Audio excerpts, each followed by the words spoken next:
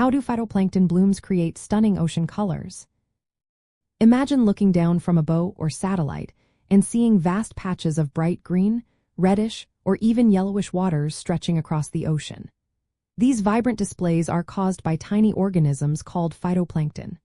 They are microscopic plants that float near the ocean's surface and are the foundation of most marine food chains. When conditions are just right, these tiny algae multiply rapidly, forming what we call phytoplankton blooms. But how do these microscopic life forms turn the ocean into a canvas of stunning colors? It all comes down to their pigments. Phytoplankton contain chlorophyll, the same pigment that makes plants green.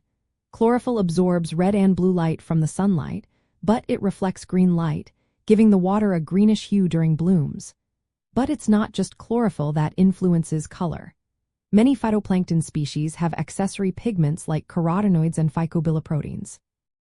These pigments can absorb different wavelengths of light and reflected others, creating a range of colors. For example, some blooms dominated by dinoflagellates can appear reddish, often called red tides, because their pigments reflected red light. Other blooms, especially those rich in diatoms, tend to look brownish or greenish. The actual color depends on several factors. The species of phytoplankton present determines the dominant pigments. The density of the bloom also plays a role. More algae means more pigments and more vivid colors.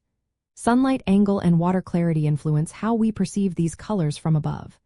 Nutrients and temperature affect which species thrive and how large the bloom becomes, indirectly shaping the color.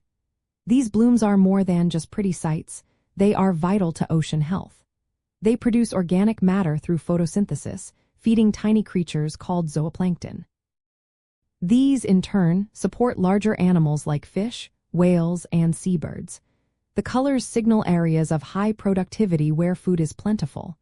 However, sometimes these blooms can cause problems.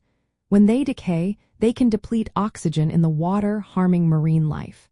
Some blooms also produce toxins that can be dangerous to animals and humans. So, the next time you see a colorful patch in the ocean, remember it's the tiny phytoplankton working hard, using their pigments to absorb sunlight and turn the water into a living, colorful display. Their vibrant hues are a sign of a healthy, thriving marine ecosystem, supporting countless forms of sea life.